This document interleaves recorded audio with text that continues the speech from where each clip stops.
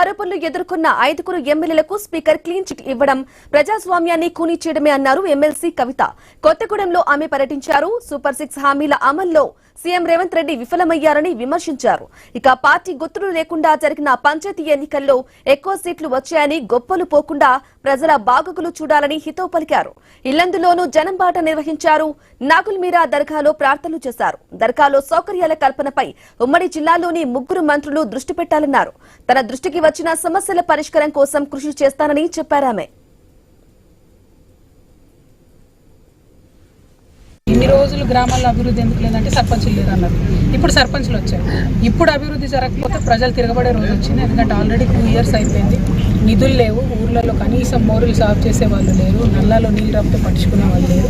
కాబట్టి ఇప్పుడు సర్పంచులు వచ్చాకన్నా ఆ మౌలిక వసతులు ప్రభుత్వం ఊర్లలో కల్పించాలని చెప్పి నేను డిమాండ్ చేస్తున్నాను.